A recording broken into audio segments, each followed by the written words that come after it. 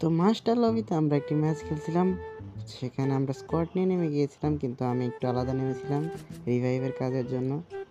হঠাৎ ভাই আমি মার্চ সিলেক্টে থাকার সময় নিচে একটু খেয়াল করে কে মিরাজ ভাইটি, মানে মিরাজ ভাই মোটামুটি শরীরে একটা ভাব আইছে না।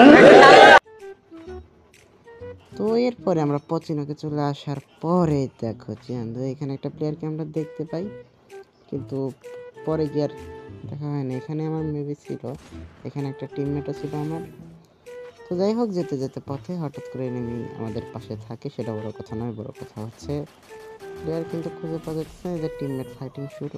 এই যে পাইয়া কি রে ভাই, কন্ট্রোলও কাজ করে না।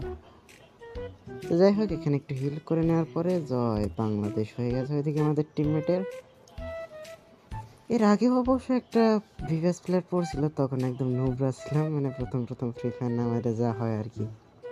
তো এখন বুঝতেছি না মারবো না যাবো কি। তো যাই হোক, একে মিরাজ ভাই কিন্তু 90 লেভেলে গিয়ে ভিভাসটা পায় আমাদের জানা মতে।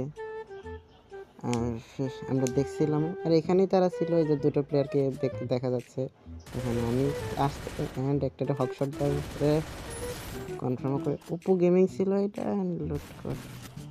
এই হেলমেট কই ব্রো, পাসি এই মিরাজ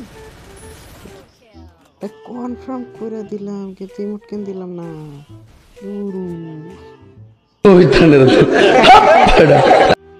তো যাই হোক, ইতিমধ্যে দেখতে পেলে মিরাজ ভাই আবার আকাশ ভরা তারা হয়ে গেছে, মানে জয় বাংলা হয়ে গেছে। আর এদিকে এটা হচ্ছে আমাদের টিমমেট, আমরা কিছুক্ষণের মধ্যে জয় বাংলা হয়ে গেছিল আমাদের। অ্যান্ড এরপরে ডানে একটা স্কোয়াড আর বামে একটা স্কোয়াড, আর মধ্যে আমাদের একটা ওয়ান ম্যান আর্মি। তো ডানের স্কোয়াডটা কিন্তু কিছুক্ষণের মধ্যে জয় বাংলা হয়ে যাবে, মানে ইন্ডিয়ানটা।